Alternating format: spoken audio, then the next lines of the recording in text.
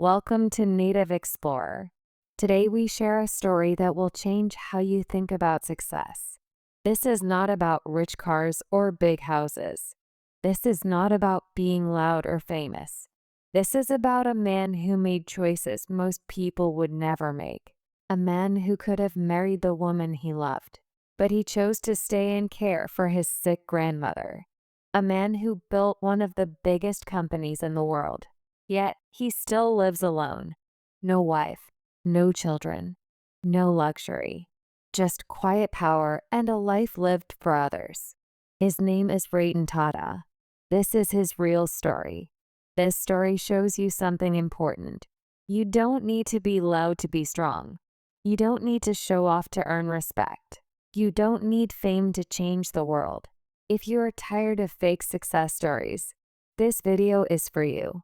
Over the next parts, you will hear his full journey, from childhood pain to heartbreak, from leadership to loneliness, from quiet failures to unforgettable legacy. As you listen, you will also improve your English. This story uses simple words that touch your heart, so stay with me. What you are about to hear is not just a biography. It's a guide for a meaningful life. It's one of the most powerful stories you will ever hear. Let's begin. Ratan Tata was born into a storm. His full name was Ratan Naval Tata. He was born on December 28, 1937.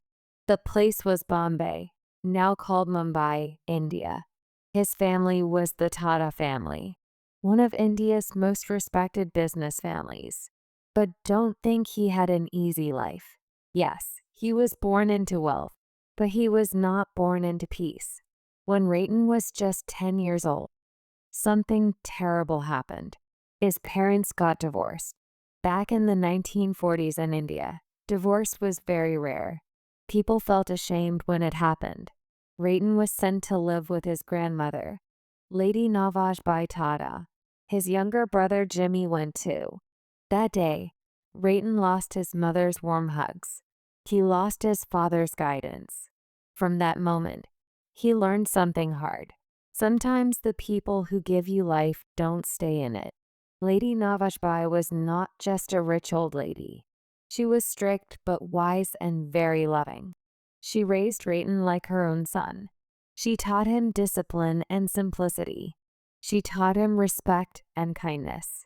He saw wealth all around him, but she made sure he was not spoiled. She told him something important. It doesn't matter how much money you have. It matters how you treat people. That lesson became the foundation of his entire life. Ratan went to school in Mumbai. He was quiet and shy. He didn't have many friends. Kids made fun of him. Why? Because his parents were divorced. Because he didn't show off. Because he liked drawing and engineering. He preferred to dream alone. But instead of fighting back, he built strength inside himself. He thought, I will not become like the others. I will build something better, something kinder. After high school, Ratan got into Cornell University in America. He chose to study architecture, not business. Why? Because he loved design and creativity. He wanted to make things beautiful. His family didn't agree. They wanted him to study something useful like engineering or business. But he stood firm. He believed in his dream even when nobody else did. That's who Ratan was, a quiet rebel with a big heart. While studying in America, Ratan fell in love for the first time. It was real love. It was deep. They were planning to get married. But then he got a call from India. His grandmother was very sick. Without thinking twice, Ratan left everything.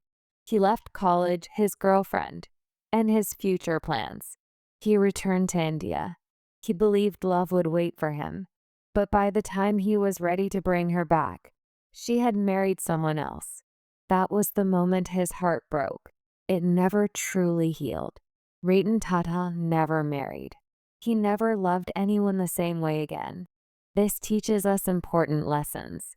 Money can't protect you from family pain.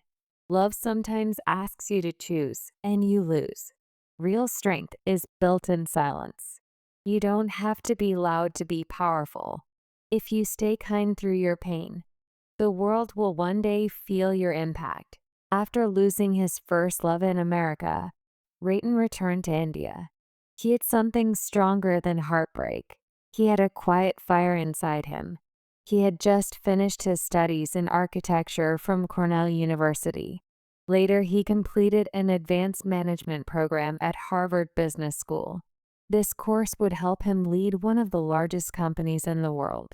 But back then, nobody thought he was CEO material. When he came back, people looked at him and whispered, "He's just a rich kid with an easy life. He's not tough enough to lead. He's too soft, too gentle, too emotional." They were wrong, but he didn't fight them with words. He decided to answer them with work. He didn't walk into an air-conditioned office. He didn't sit on a leather chair with coffee and meetings. No, Rayton Tata started at the bottom. In 1962, he joined Tata Steel in Jamshedpur. He didn't join as a director or manager. He joined as a blue-collar worker. He worked on the factory floor. He handled furnaces, sweat, dirt, and machines. He wore a helmet, not a suit. He ate with workers, not executives. He wanted to learn the business from the ground up. That's who he was. A man who never wanted shortcuts. He worked day and night. He learned every detail about steel production. He learned about labor management and safety. He learned about worker problems and factory operations. All the while, others mocked him. They said, "Why is a Tata working in the heat like a laborer?" But Rayton didn't explain himself. He was busy preparing for a battle nobody else could see.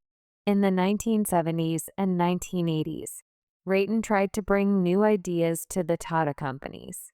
He wanted to modernize them. He wanted to introduce better designs and new thinking. He wanted fresh strategies.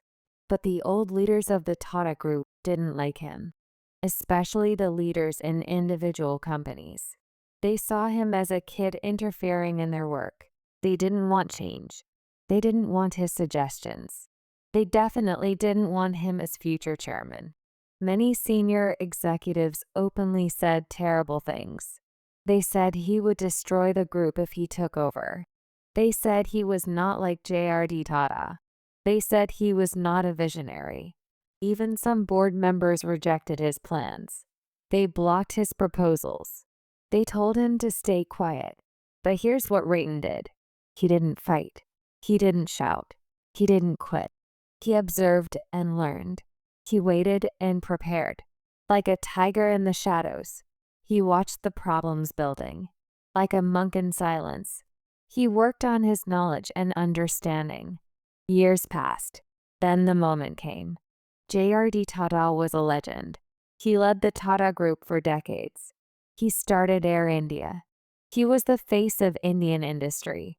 People worshipped him. When J.R.D. announced in 1991 that he would step down, everyone had expectations. They expected a strong, bold, old-style businessman to take his place. But J.R.D. surprised the world. He said, "Rayton will be my successor." The board was shocked. Some were angry. Others refused to believe it. How could Rayton lead such an empire? How could this quiet, soft, untested man lead 90 companies? How could he handle tens of thousands of employees and billions of dollars? But J.R.D. believed in something others didn't see. He said, "Rayton has honesty, humility, and heart. He has the courage to be kind in a cruel world. That is the rarest leadership of all." Just like that, in 1991, Rayton Tata became the chairman of Tata Sons. This was the holding company of the entire Tata Group. But his real test was just beginning. The Tata Empire was a mess. When Rayton became chairman, the Tata Group was not one united company. It was like a broken house with 90 rooms. Each room was doing its own thing. Each Tata company had its own bosses and goals. Tata Steel, Tata Tea, Tata Motors, Tata Chemicals, all had no unity. There was no shared vision, no brand identity, no common strategy, no global focus. Worst of all, many companies were losing money. India had just opened its economy to global competition. Foreign companies were entering the market. The Tata companies were old and slow. They were under pressure. Ratan was stepping into a battlefield. Almost every powerful businessman in India believed he would fail. Even people inside Tata said they would not follow him. But Ratan didn't beg.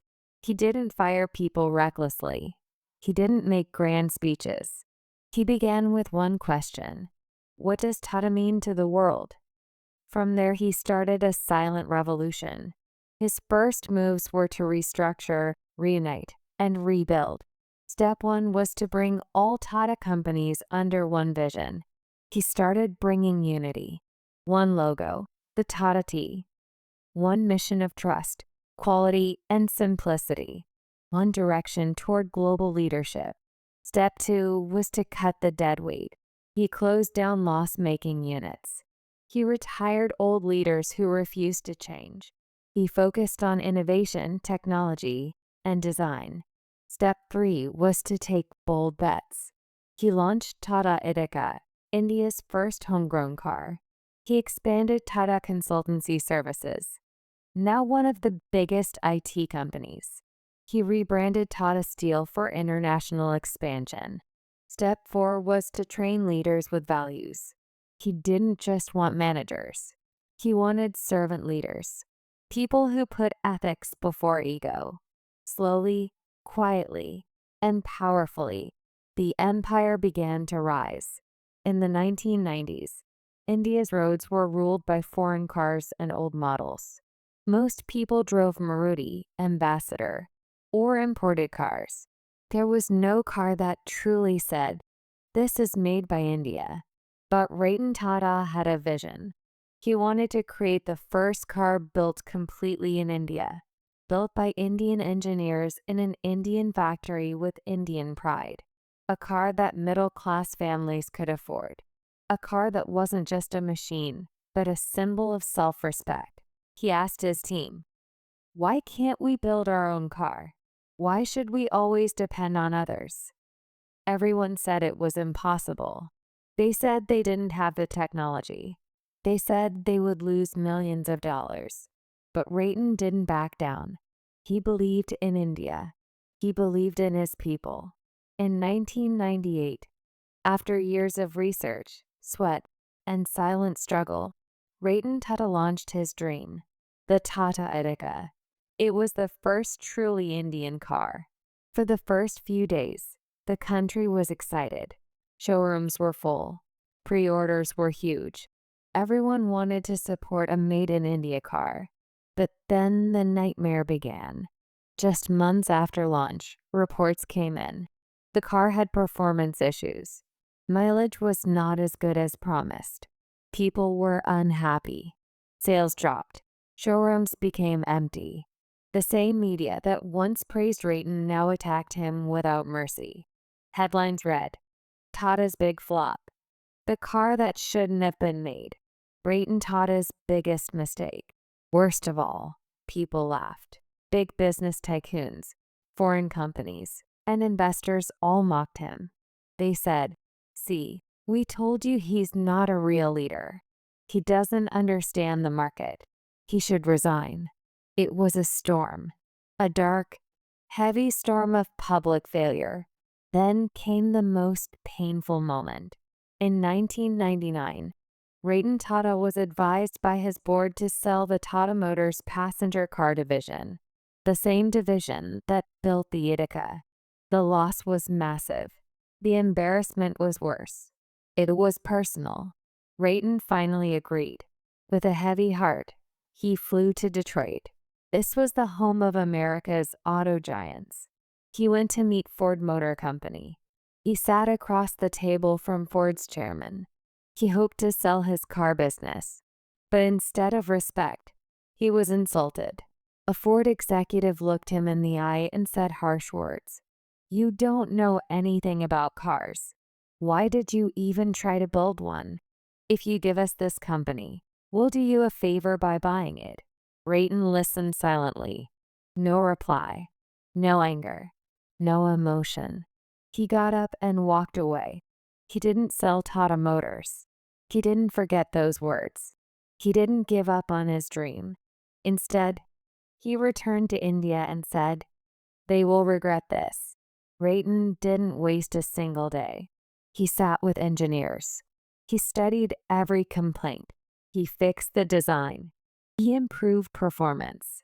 He launched Etika V2, a much better version. This time it worked. Sales increased. People started trusting the car again. Slowly, Tata Motors became a respected brand. But Rayton was not done. He wanted to prove something more. Fast forward to 2008. Ford, the same company that insulted him, was now in deep financial trouble. Their luxury brands, Jaguar and Land Rover, were losing money. They wanted to sell. Guess who came to the table? Ratan Tata, the same man they once humiliated. Ford executives now welcomed him with folded hands. In March 2008, Tata Group bought Jaguar and Land Rover from Ford for $2.3 billion. That's right. The man who was once told, "You don't know anything about cars," now owned two of the most iconic car brands in the world. After the deal, the same Ford chairman who insulted him said different words. "You are doing us a big favor by buying our company." Can you feel the power of this moment? It wasn't revenge. It wasn't ego. It was poetic justice. The world finally saw what India could do. They saw what a quiet man with a clear heart could build. What happened next? Under Tata, Jaguar and Land Rover became profitable within 2 years. Their new models were a hit across the world. Tata Motors became a global force in the automobile industry. Rayton didn't just save a brand. He saved a dream. He proved that India could not only build cars, but could run the best car companies on earth. After the global shock of Tata buying Jaguar and Land Rover in 2008, Ratan Tata could have slowed down. He could have taken a break. He could have celebrated. But that's not who he was. Ratan didn't want to build cars just for the rich. He wanted to build a car for the common man. It all began in 2003 in a traffic jam. Ratan Tata was in Mumbai. The roads were wet. It was raining.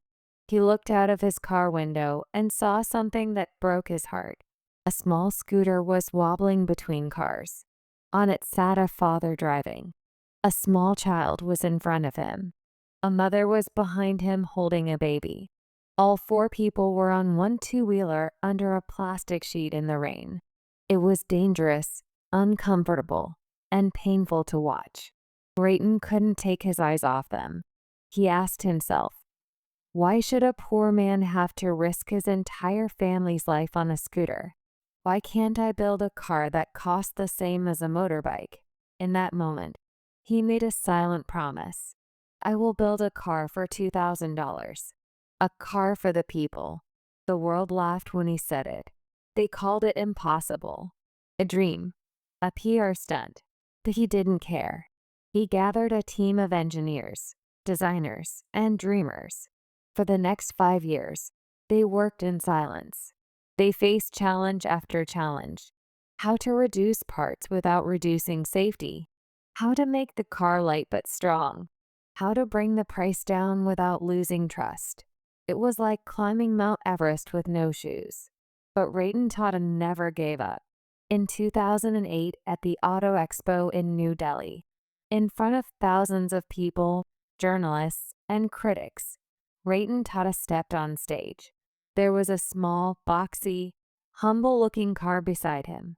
He said, "A promise is a promise, and I am here to keep mine."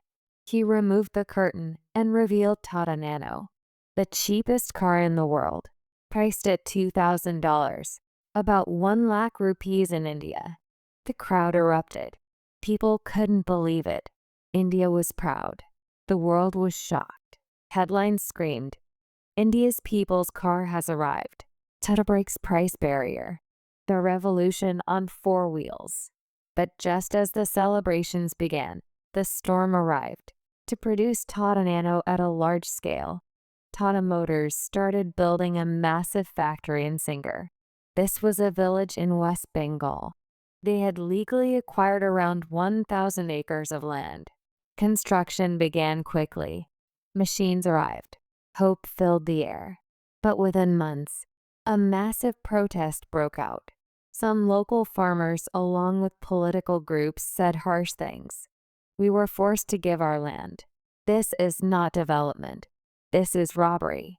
Even though many farmers had accepted money, others claimed they had no choice. They said they had no freedom. What began as a political issue turned into a public fire. Thousands of people protested at the factory gates. Activists shouted. Media exploded. Politicians jumped in. Ratan Tata had never faced this kind of public chaos before. He was deeply hurt. He believed he was bringing jobs, dignity, and growth to the village. But now he was being called a land thief, a villain, a corporate bully. Ratan doesn't usually speak in public with anger. But this time, standing in a press conference, his face was calm, but his voice was sharp. He said, If we are not wanted here, we will leave. We do not want to be where we are unwanted. With those 18 words, he made one of the boldest moves in modern business history. He shut down the nearly finished Singer factory. He moved the entire project out of West Bengal. He restarted everything in Sanand, Gujarat. This was 1,500 kilometers away. Within 14 months, a brand new factory was ready. Cars began rolling out. He had lost millions of dollars, time, and energy. But he didn't give up. He never spoke badly of anyone. He never fought in courts. He simply moved on with dignity. Even after all the pain, Ratan believed the Nano would win hearts. But something strange happened. People didn't want to buy it. Why? Because it was seen as a cheap car. Not affordable, but cheap. In India, where vehicles are often seen as status symbols, people thought differently. They thought, if I buy a Nano, people will think I'm poor. Sales dropped. The car that was meant to lift people up was now seen as an embarrassment. This was by the very people it was meant for. Marketing mistakes, poor brand positioning, and some technical issues added to the fall. After a few years, the production of Nano slowly stopped. Ratan once said in an interview, Nano was the biggest disappointment of my life, not because it failed, but because people misunderstood its purpose. It was built with love and it broke my heart. This wasn't about money. Tata had more money than they could spend. This was about a promise, a dream to give dignity to the poor, and the world rejected it. But even then, he never blamed anyone. He didn't complain. He didn't hide. He didn't fight. He just stayed silent and kept walking. While all of this was happening, Ratan continued to grow the Tata empire. He focused on corporate social responsibility. He focused on global expansion and innovation across all Tata companies. Tata Steel, Tata Chemicals, Tata Power. He supported startups and youth innovation. He supported rural education. He gave millions of dollars in scholarships to Indian students going to Harvard, Cornell, and MIT. He never forgot the importance of education. He supported disaster relief during floods, earthquakes, and terror attacks. Always quietly, never with big cameras or publicity.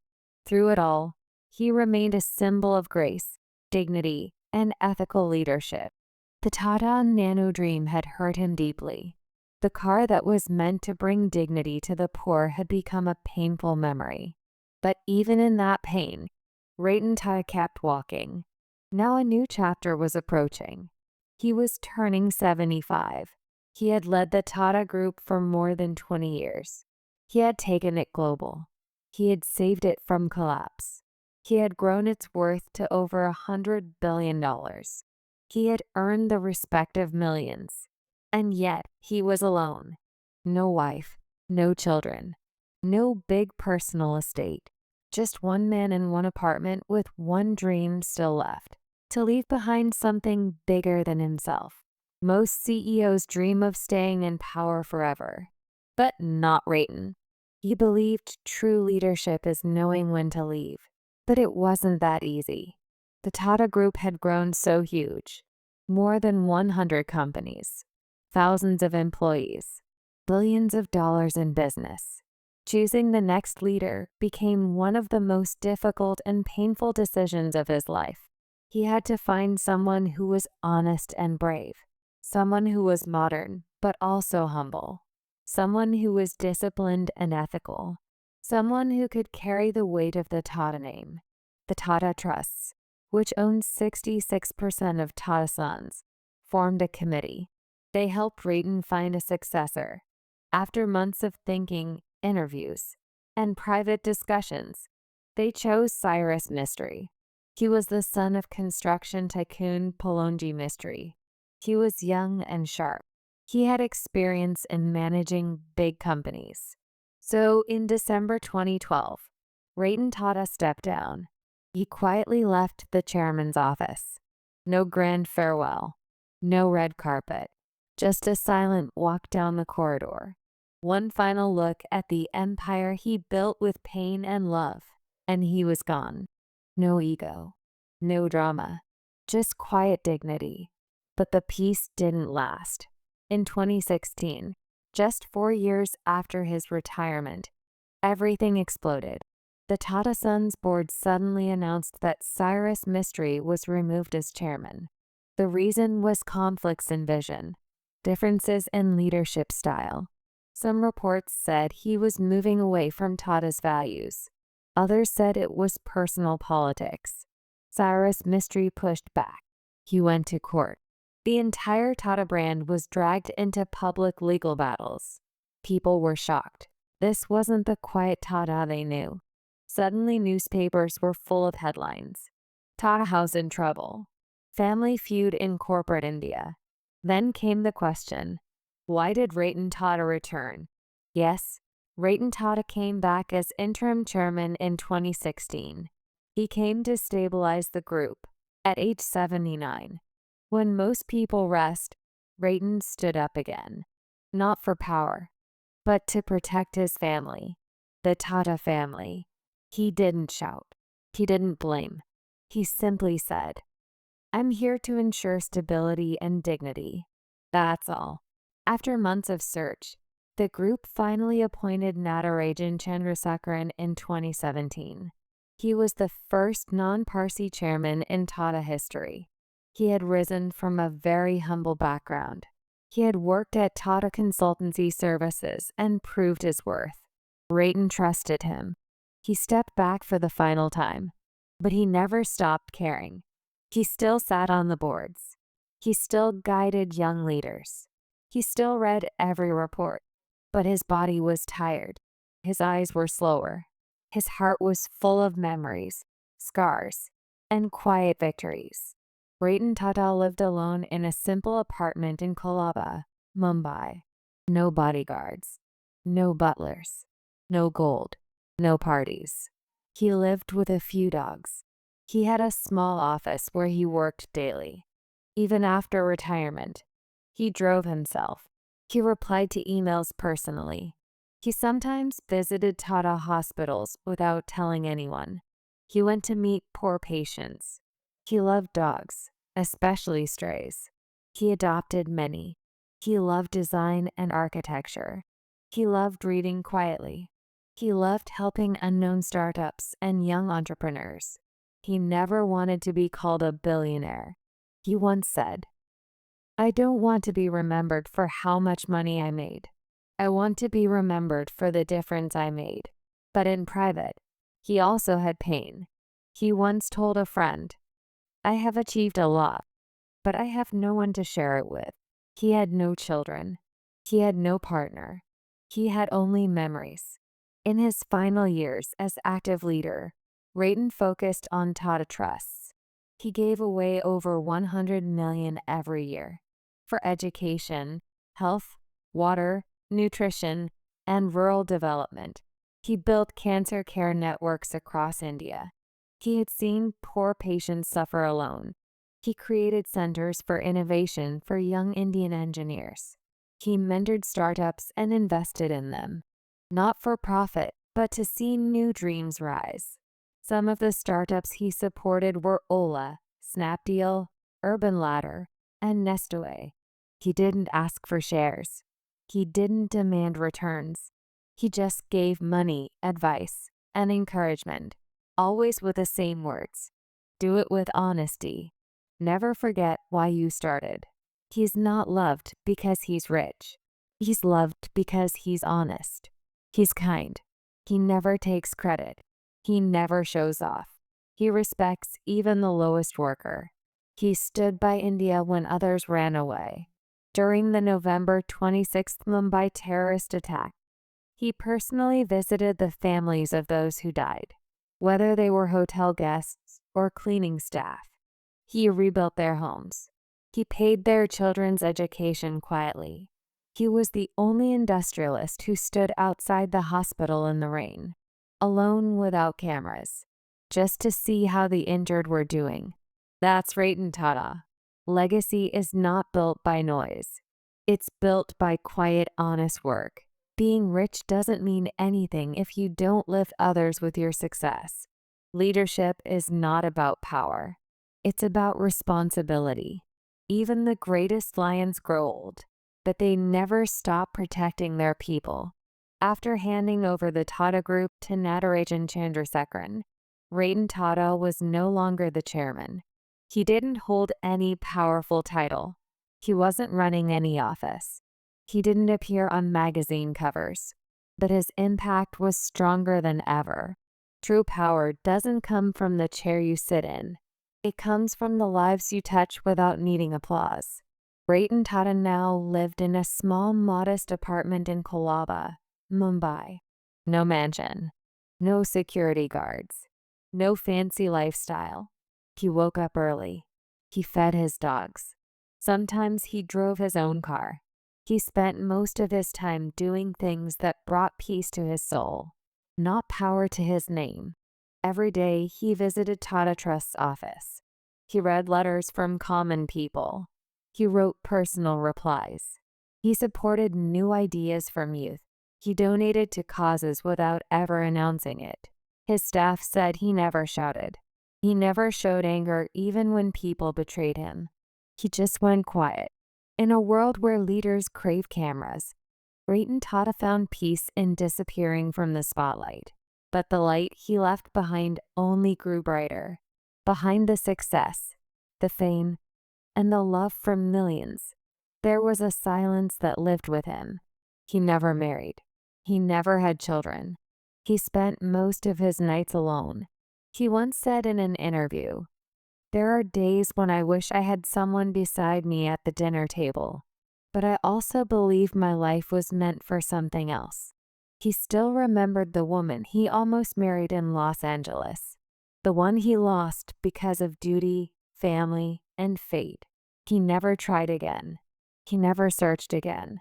Instead, he gave his love to his dogs, his people, his work, his country, and above all, to his values. Ratan Tata's softest side was his unconditional love for animals.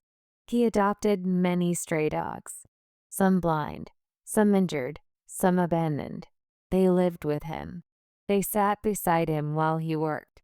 He fed them himself. The Tata headquarters in Mumbai has a special space where stray dogs live peacefully. Ratan insisted on it. He once said, "Animals don't pretend. They don't cheat. They just love you." That's rare in this world.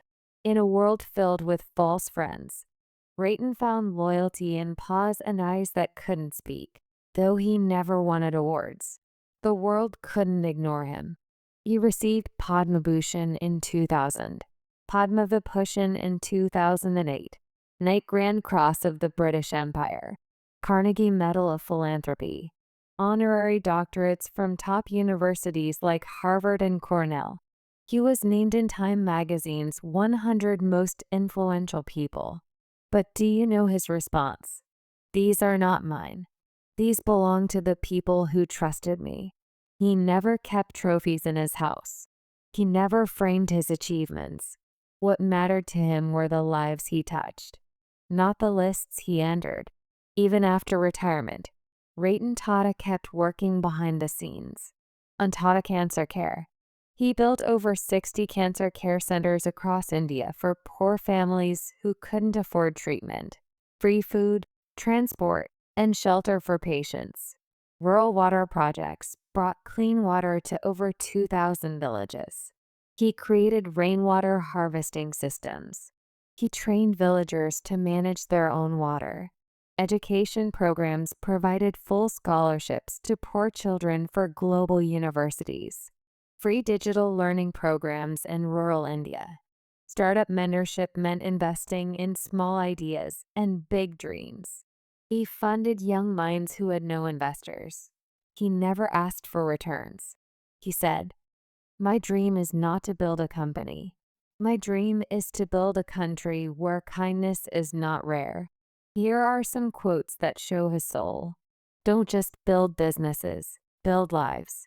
Walk with the weak so they don't feel left behind. Ups and downs in life are very important. They make you stronger. I don't believe in taking right decisions. I take decisions and then make them right. Be humble. You are not the universe.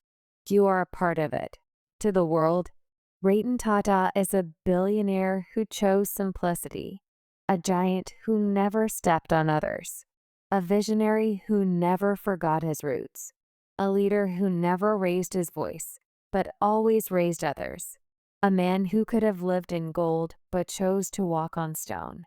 To India, he is not just a businessman. He is a father figure, a moral compass, a silent soldier of values. To the poor, he is hope. To animals, he is home. To the young, he is inspiration. To the world, he is proof that you can live with power without ever hurting others. Ratan Tata never made a farewell speech, but in his last interviews, he gave one simple message: do what is right, not what is easy. Remember, people will forget your money, but they will never forget how you made them feel.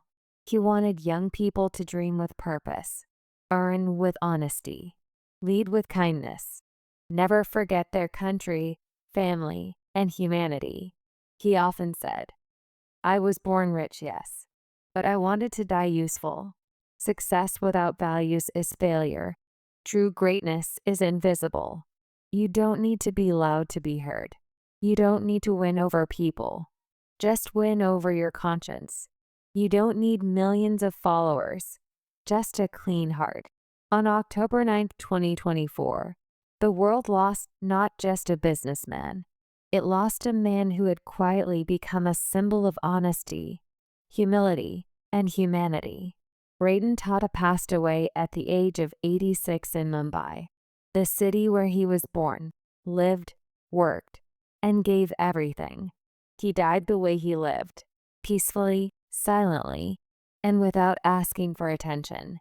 No luxury hospital, no headlines written by him, no goodbyes broadcast on TV. Just a quiet breath and a world that paused to say, "Thank you, sir." After his death, Tata Group observed a day of silence. Tributes poured in from presidents, prime ministers, CEOs, workers, and students. His entire personal estate, worth thousands of crores, was gifted to Tata Charitable Trusts, just as he had promised. The dogs he rescued were cared for in his name. The hospitals he built now have his name on their walls, not for ego, but for memory. The man who could have taken everything chose to leave it all behind. He didn't die rich. He died useful. Before he passed, Ratan Tata left behind one simple message for the future generation: Always do the right thing even if no one sees you. Help people even if they can never repay you. Live with honesty. Lead with love. When you die, make sure the world becomes a little better because you were here. Let that message live in your heart forever. If this story moved you, if something in your heart moved today, don't let it fade. Don't just watch this story. Live it. Live with quiet strength. Lead with purpose. Stay humble. Never stop lifting others the way Rayton Tutta did. Silently, powerfully, and with kindness that echoes forever. If you want more stories like this from Native Explorer, stories that don't just teach you English, but teach you how to think, how to grow, how to live, then subscribe. Not just for the words, but for the wisdom. Thank you for watching Native Explorer. May God bless your path. Remember this always. Kindness never dies. It lives on in choices like his, in moments like this, in hearts like yours.